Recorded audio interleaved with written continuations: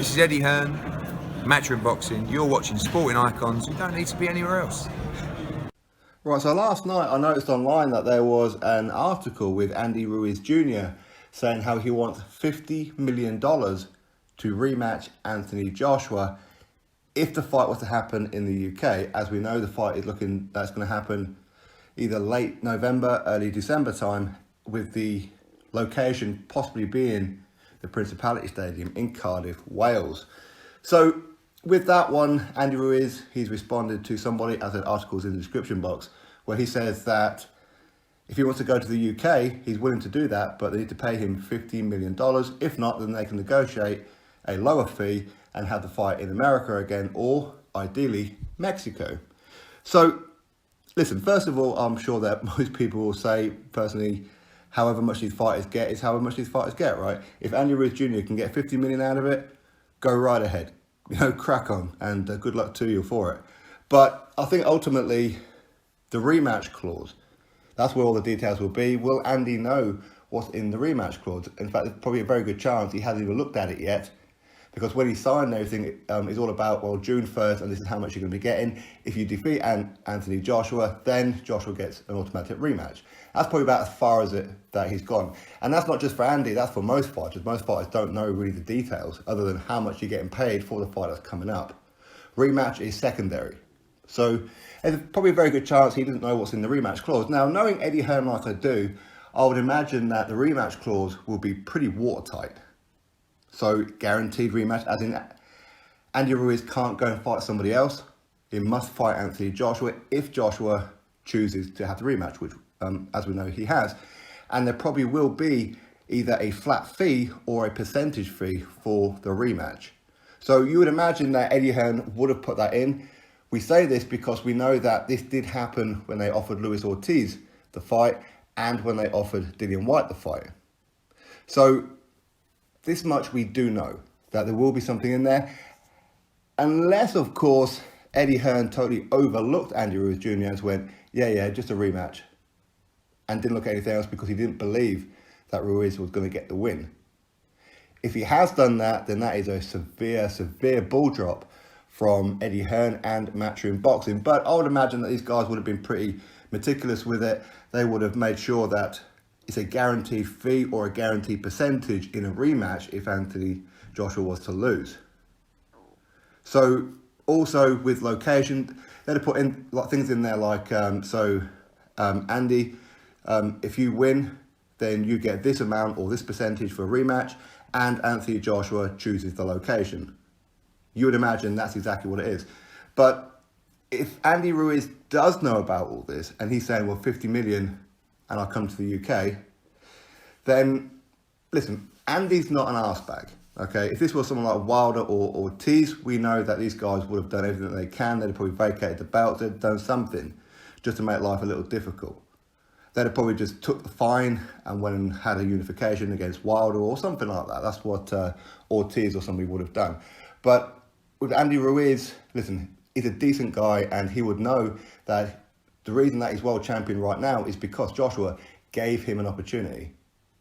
In other words, he could have chose Manuel Charr, Trevor Bryan, Michael Hunter. He could have chose somebody else, but he didn't. He chose Andy Ruiz, so he gave Andy Ruiz the opportunity.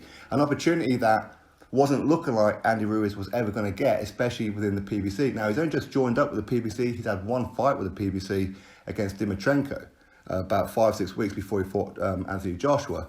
So he wasn't on the plan for Al Haymon to be a potential opponent for his fellow PBC teammate, his new PBC teammate in Deontay Wilder. As we know, Wilder going to be fighting Luis Ortiz next, then Adam Kalinowski within the PBC. Also throw Tyson Fury in there. Listen, he's not part of the PBC, but that was all part of the plan. Andy Ruiz was not on the plan for that. Andy Ruiz was going to be looked at as an opponent for potentially an Adam Kalinowski at some point. Don't kid yourselves, Al Haymon didn't believe for 1 second that Andy Ruiz Jr. was going to get a win over Anthony Joshua. In fact, he probably already resigned himself to Andy Ruiz Jr. losing this fight, but he was just going to get a cut being his advisor. Obviously, listen, He would have hoped that Ruiz got the win. Of course he would have done.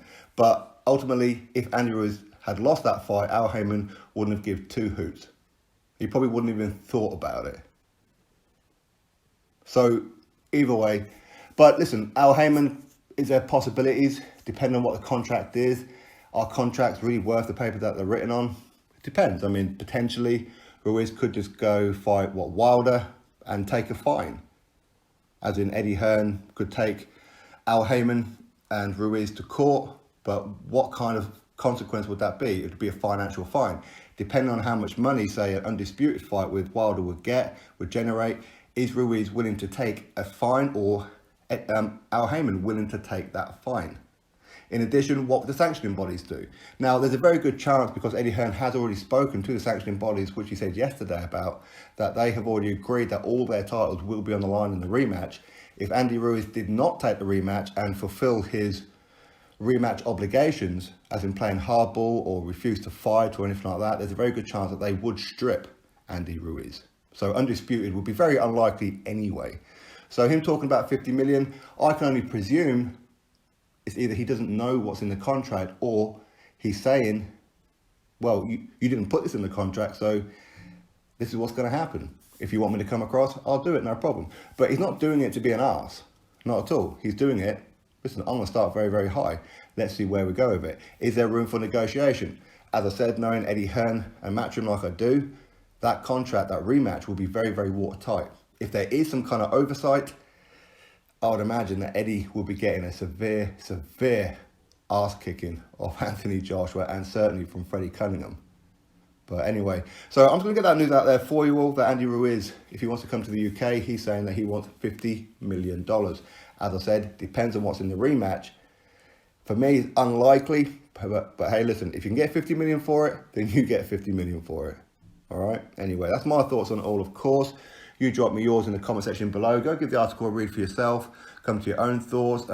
Obviously, many of you guys will probably know more about contract situations than what I do. For me, I just know the basics, that I'm pretty confident that Eddie Hearn would have made sure that whatever rematch clauses are in there would be favourable to Anthony Joshua.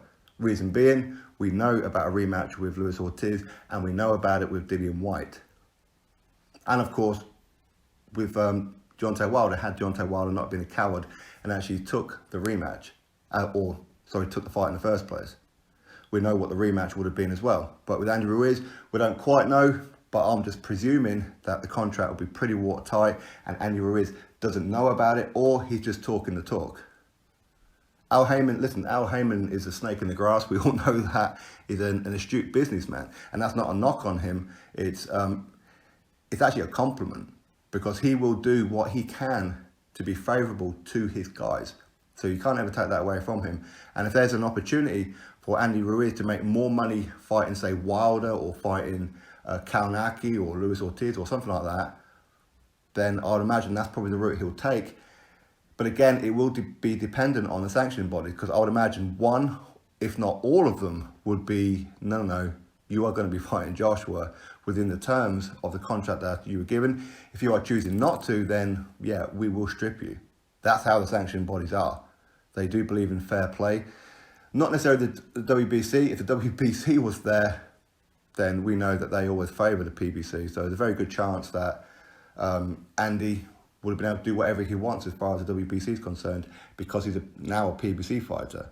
Much like Wilder is allowed to just do whatever he wants. He's already arranged his next 2 fights, potentially 3 fights, with Luis Ortiz, Adam Kaunaki and Tyson Fury in the mix, and obviously a rematch with Tyson Fury as well. So that's 3-4 fights already arranged for Wilder. But with Andy Ruiz, he will be bound by the contract of the rematch. Listen, he can always retire and just vacate the belts. I'm sure there's nothing that can really be done about that one.